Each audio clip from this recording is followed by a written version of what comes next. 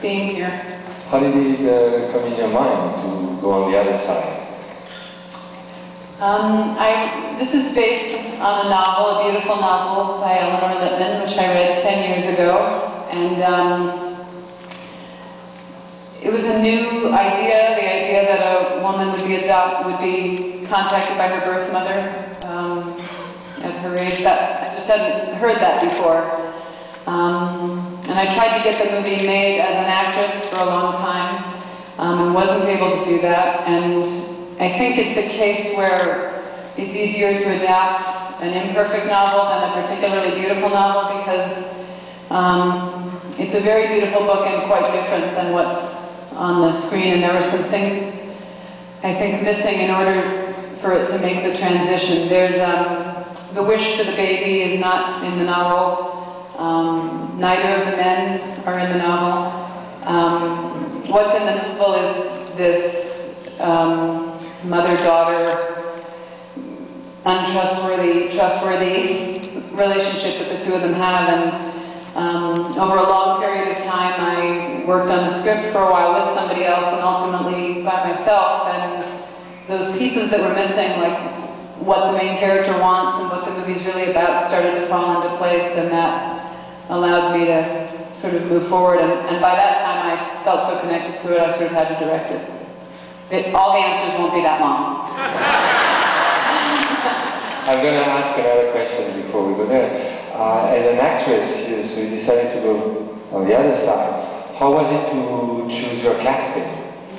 Choosing myself was easy. It was not easy, actually. That's a joke. That was the last big decision I made, was whether or not to be in the movie. And in the end, we had a very small number of days and number of dollars to make the movie, and it actually came down largely to a logistical question. I couldn't ask an actress to work 20 hours a day and be free whenever any of the rest of the cast was free to rehearse. So that's how I came up with myself. I knew for Bette's part that I needed to have someone with a good ear for what's funny, because there's pages and pages of very quick dialogue and there's no better ear around. I watched The Rose again, which I hadn't seen for a long time, and was sort of reminded of the depth that she has. And I thought it was actually important that it be someone who had an iconic quality, that these very two different people together was a lot of what made it funny. And the men were hired in spite of their celebrity, not because of it. I sort of imagined that I'd hire actors who were much less well-known, and these were the two very, very best actors I could possibly imagine for the part, and they agreed to do it, so that's how that happened. Absolutely, good. Any questions?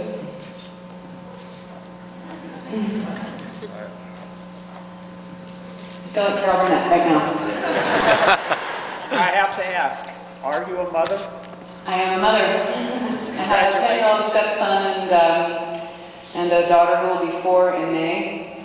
But certainly during that 10-year process, when I was trying to figure out what this character should want, I suddenly turned around and went, if she's a woman in her 30s or 40s, she either wants a baby or doesn't want a baby. She doesn't, nothing a baby. And it seemed in a story about mothering anyway that it was the perfect thing to sort of drive the story. It was beautiful. Thank you so much. Thank you. Was that Salman Rushdie? How did you get him to participate? It was Salman Rushdie. He told me that if people ask you how much of it is autobiographical, you should say all of it, but that's the only answer that will satisfy him. I wanted it to be clear in the scene toward the end where they pray. I didn't want to be sort of making a movie about any particular version of God. I just wanted it to be a moment where she has the courage to do this thing that once meant something to her, which was prayer. And so I had the idea of trying to find an actor to play the doctor who was Indian, so that maybe there would be, it would just subliminally introduce the possibility that everyone's praying to somebody different. And I auditioned a lot of actors and didn't find the right person for the job, and the casting director came in and said, Salman Rushdie wants to audition. And I said, all right. And he was the best actor for the job, I don't know. And then when we were shooting one of the scenes in the doctor's office, I really felt like when you have a dream. I was in the doctor's office, but the doctor was Salman Rushdie. So it was bizarre, but I thought he did a wonderful job, and I like the fact that he doesn't feel quite like everybody else. He doesn't feel quite like a polished actor. I wanted it to feel like it was a real doctor, and you know, he's kind of It worked. no good.